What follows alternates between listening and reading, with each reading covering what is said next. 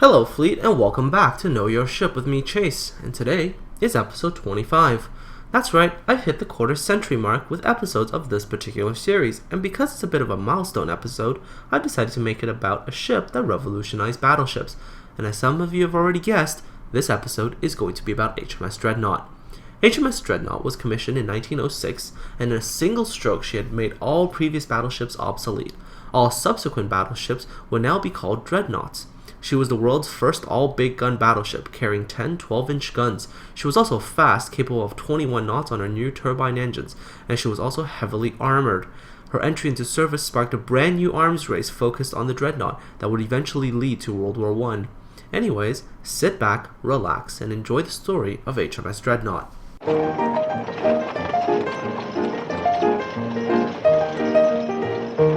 The arrival of the US Navy on the world's oceans would, in time, cause concern for Britain. But as the century turned, the small island nation seemed impervious to any hostile power. Her wealth and independence came from the largest empire in history. 1/4 of the world's land and people were ruled by Queen Victoria and jealously guarded by her all-powerful fleet.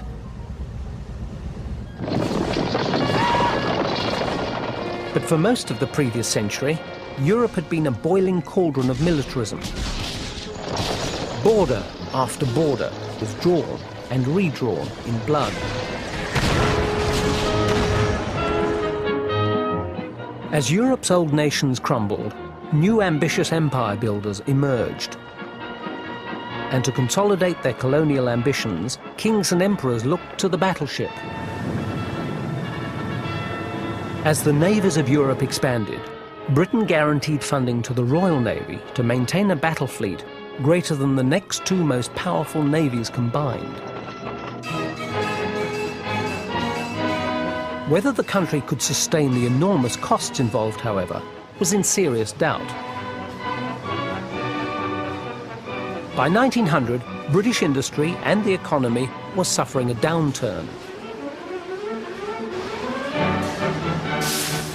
To make matters worse, a new industrial nation was emerging.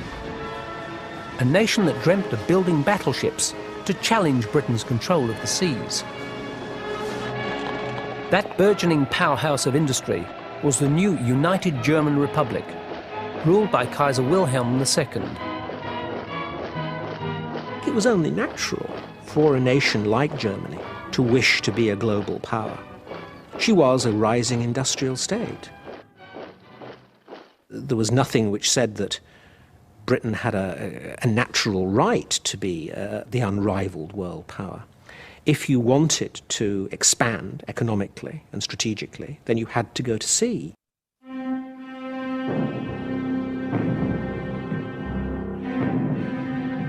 Four decades earlier, in January 1859, a 101-gun salute heralded Wilhelm's birth. The news was greeted with enthusiasm in Britain, especially by Queen Victoria. Wilhelm was the Queen's first grandchild, born to her daughter Princess Victoria and future German Emperor Prince Frederick. From an early age, Wilhelm's obsession was with the sea and ships. As a boy, he holidayed with his English cousins and visited the giant shipbuilding and naval centre at Portsmouth. Wilhelm's visits to the United Kingdom always placed before him the primacy of the Royal Navy in British society, politics and economy, the importance of the fleet when it came to Britain's premier role in the world at the time. This was drilled into the Kaiser from first-hand experience, from his earliest personal experiences as a child. On the one hand, Queen Victoria was his grandmother, and in many ways he seems to have loved her. And he was always very proud of wearing the uniform of a British Admiral of the fleet. And he admired the British and their achievements in building up the greatest navy of the world at that time. On the other hand, he also thought that it would be necessary for Germany to follow the British example, to build ships, to conquer the world.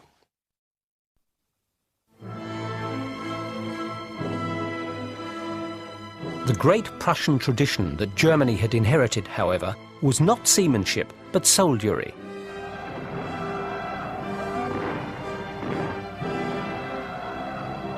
With the most powerful army in the world, the German parliament, the Reichstag, saw no purpose in building a battle fleet.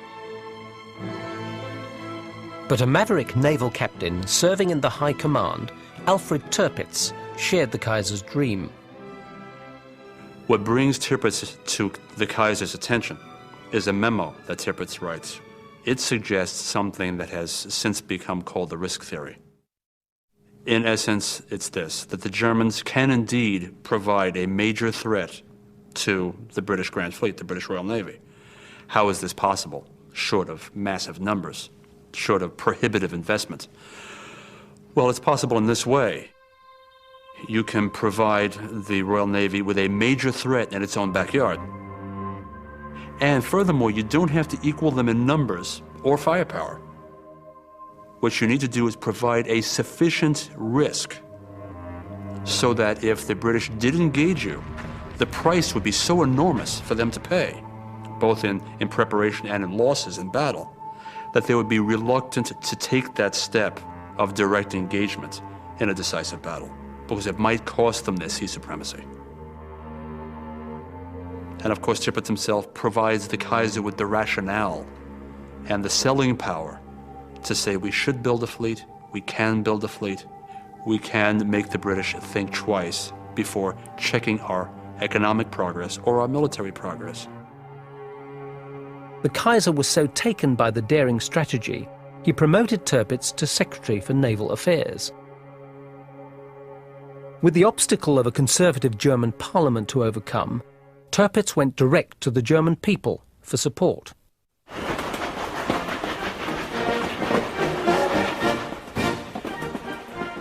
A select group of teachers and university professors travelled the country to lecture about Germany's new frontier, the sea.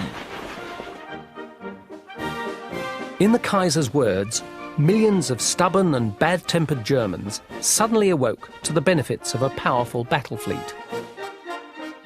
It's difficult sometimes to persuade a farmer in the middle of Bavaria that a battleship really means something to his future or his present. And the Navy succeeded admirably in doing just that. Finally, public pressure helped persuade the members of the Reichstag to fund Tirpitz's massive battleship program. By 1907, Germany would surpass the United States as the second largest navy in the world. There are discussions among historians whether the Germans really aimed at a hot war ending in a great battle like that described by Mahan, or whether the Germans only wanted to blackmail the British by putting a dagger at their throat, thus enforcing them to give the Germans, as they regarded it, their equal share of world power. The sheer ham-fistedness of the German approach. They are involving themselves in blackmail. They're creating themselves enemies. There is a very splendid German historian who has said, look, this behavior was ham-fisted, it was clumsy, but it's a way that an aspiring a power that's going up to being the most powerful power in Europe has always behaved. Germany's naval challenge was met with foreboding in Britain. The government was forced to increase the naval budget yet again to keep ahead in battleship numbers. But for the Royal Navy, there was more at stake than sheer numbers could remedy. Inspired leadership was needed to match the brilliance of Admiral Tirpitz. That leadership was to be found in Admiral Jackie Fisher. An extraordinary man, strange man, a genius, I think a little bit mad, like most geniuses are, but a man willing to come up with radical solutions for radical times. When Fisher came to the Admiralty as First Sea Lord in 1904, he vowed to meet the German challenge. In a raft of sweeping and often controversial reforms, he ordered the scrapping of 100 outmoded warships and the return to home waters for scores of vessels on service around the globe. But his most important move was to establish a think tank of naval experts to assess the future of the battleship. Rapid advances in new weapons of war, the submarine, torpedo and mine, led some experts to argue the battleship's days were numbered.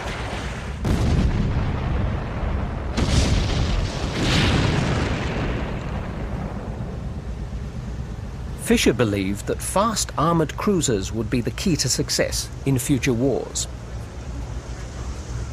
His so-called battle cruiser, while similar to the battleship in firepower, would need to sacrifice precious armour to gain speed, making it more vulnerable to torpedoes and mines. But a battle soon to be played out in the Far East would help settle any question of the battleship's future.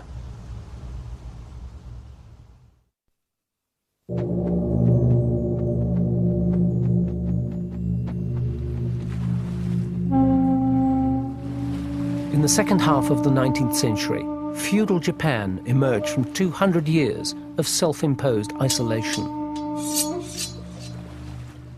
To defend her interests from foreign aggressors, samurai warriors traded their clans for armies and their swords for ships of war.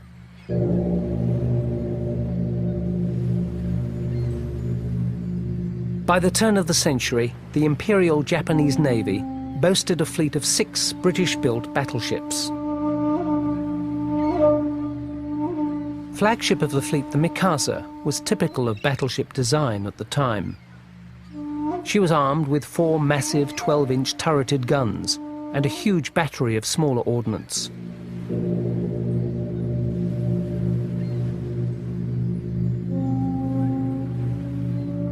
Under the command of Admiral Hayakiro Togo, the Japanese fleet was a highly trained, tightly knit unit prepared for battle. When Japan became embroiled in a bloody war with Russia, she would prove herself a naval colossus in the making.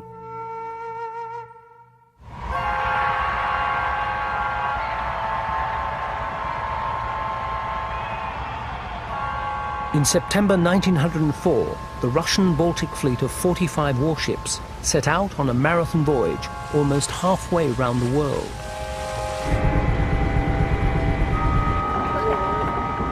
Its purpose, retaliation for the Japanese destruction of its Pacific fleet in the Manchurian harbour of Port Arthur. Under the command of Admiral Zinovy Rozhesvensky, 5 new French-built battleships and 7 slow, barely seaworthy relics spearheaded the Russian fleet. After 8 long months at sea, the exhausted Russian fleet sailed into the Straits of Tsushima, right into the path of the Japanese battle fleet.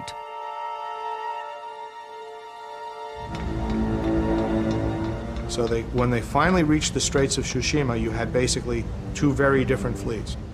A hardened, battle-trained Japanese fleet that knew exactly what it needed to do to win the battle, and a Russian fleet that was disorganized, full of ships that really were worthless, but that managed to tie down the ships that could have given a good account of themselves to a very slow speed.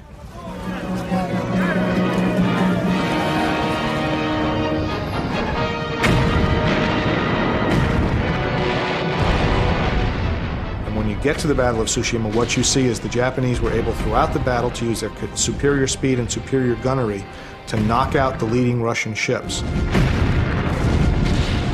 one after the other. If you look at it, it's like dominoes.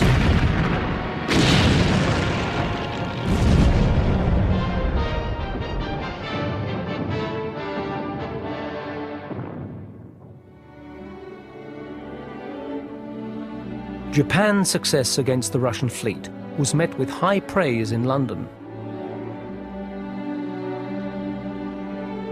Indeed, Admiral Togo was hailed as the new Nelson for outmanoeuvring a fleet of superior numbers. But to Britain's first Sea Lord, Jackie Fisher, the Battle of Tsushima confirmed that the current generation of battleships was far from adequate for modern wars. The battle was fought at ranges that were relatively long for the time, 5,000, 6,000, 7,000 yards. That was long range for that time. The reports he was getting back from his attachés with the Japanese fleet were that 10-inch guns, 8-inch guns, 6-inch guns, these guns, they don't matter. You don't even notice them in a big battle. But what was really important were the 12-inch guns. The 12-inch gun fired on a flatter trajectory, it hit harder, and it was just a better weapon from everybody's perspective than a 6-inch gun. In early October 1905, Fisher oversaw the construction of the most groundbreaking warship since HMS Warrior. At 15,000 tons and 527 feet in length, she was designed to be the culmination of the latest advances in metallurgy, propulsion, and armaments. Speed was armour, Fisher declared. She would be the first battleship to be fitted with the newly developed turbine engines, giving her an impressive speed of 21 knots. After only 4 months of construction, the massive hull was ready to launch.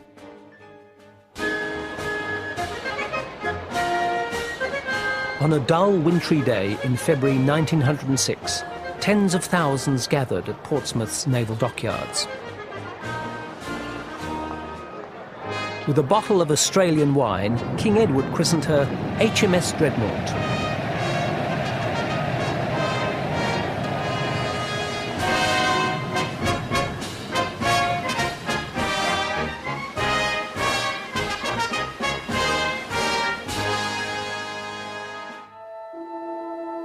Over the next 8 months, 3,000 men converted the empty hull into a floating fortress. It was only then that Dreadnought's superior firepower became apparent. She would carry 10 12-inch guns, making her 2.5 times more deadly than her predecessors. In Fisher's mind, this all-big-gun battleship would be the supreme embodiment of firepower. With this one remarkable ship, Britain had yet again eclipsed all her rivals. But in doing so, she rendered every battleship on the high seas obsolete overnight, including her own. The result was HMS Dreadnought. But Jackie Fisher wasn't about to stop with the building of a single ship. Using his skills at backroom maneuvering to their fullest, and drawing on his considerable influence with the English monarch, King Edward VII, Fisher was able to ramrod several bills through Parliament that called for larger and even more powerful Dreadnought-type warships. The methods used to construct these giants were a unique blend of mechanical and manual labor. But quite a lot of the workers on Dreadnoughts couldn't use machines at all. In fact, when it comes to beaming and framing, the individual beam has to be heated up until it's fairly red hot, and it's put on this, laid out on this floor. It actually has to be manhandled into the correct shape, and then it's clamped down and allowed to cool. So a lot of the actual construction work, certainly on the beams, is this almost like quasi-artisanal work, where you're really relying on the brute force of labourers to shove the metal into the correct alignment. Brute force of machinery was needed to produce the larger components of a dreadnought. Some aspects of dreadnought construction did rely upon heavy engineering, and you can see this with regard to the manufacturing of guns. In this particular shot, the actual interior barrel of the gun, the one that's going to be rifled, is actually being hammered and hardened by the hammer. In this second photograph, you can see here, this is a 30-ton hammer that is hardening the outer casing for the gun by these constant repetitious banging and hammering. Once the gun barrels were hardened, giant cranes moved them to a different part of the factory for rifling and final assembly. And in this photograph here particularly, you can see how the gun has been placed on a very large lathe, the same situation here. And the lathe is actually carving the necessary rifling into the inside of the barrel to give the precise accuracy which the design requires. This photograph here is of a secondary armament gun barrel placed on a smaller lathe. But it's interesting because you can actually see the start of the process where wire, several layers of wire are ran systematically down the whole length of the barrel to give it some form of strength. And after that was completed, then you get these outer sheeting is placed on the barrel to give it the necessary rigidity to sustain the impact, really, of the shells being ejected. While the guns were being made in one factory, the ship itself was being pieced together in another. The work of designing the thousands of plates that covered a dreadnought required a degree of planning that was unprecedented in the history of warship construction. So if we move on to this picture here, we can see that these workers are actually making a wax model of the lines of the dreadnought.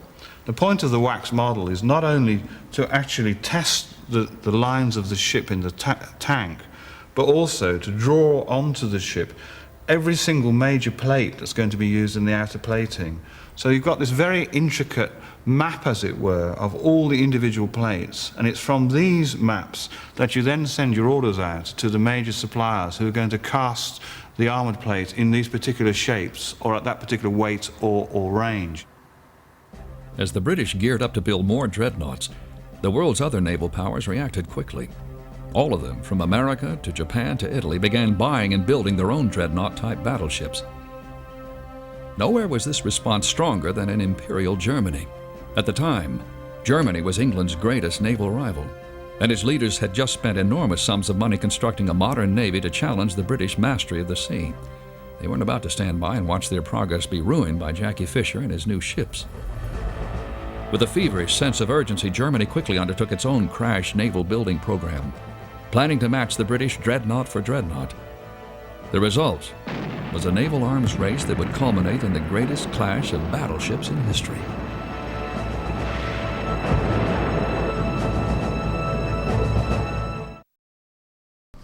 At the outbreak of World War I in 1914, many people expected that the fleets would engage each other in a decisive battle, much like at the Battle of Trafalgar. However, a full-size clash of fleets would not occur until the Battle of Jutland in 1916. Even when the battle fleets did engage each other, however, the results were far from decisive. While the Germans did manage to win a tactical victory by sinking more British ships and killing more British sailors, the British were able to maintain the strategic blockade around Germany. HMS Dreadnought, however, would miss this epic battle, as she was being refitted at the time. Her most notable action during her service life was the ramming and sinking of the German U-boat U-29. She would become the only battleship to ever sink a submarine. In March of 1920, HMS Dreadnought had been put up for sale, and by May of 1921, she had been sold for scrap to T.W. Ward & Company for a mere £44,000. Considering HMS Dreadnought had cost the British government £1.78 million to build, this was a pretty poor return. By January of 1923, HMS Dreadnought had been fully scrapped, and thus ending the career of the mother of all modern battleships. And that's all, folks, for this episode on the HMS Dreadnought. Just so you know, she will be the Tier 3 British battleship when World of Warships comes out with the British tree. Aside from that, if you like what I'm doing, don't forget to like this video and subscribe to my channel, as I'll be uploading more videos in the upcoming days and weeks. Aside from that, I hope you all have a fantastic weekend, and I'll see you all on the high seas soon. Take care.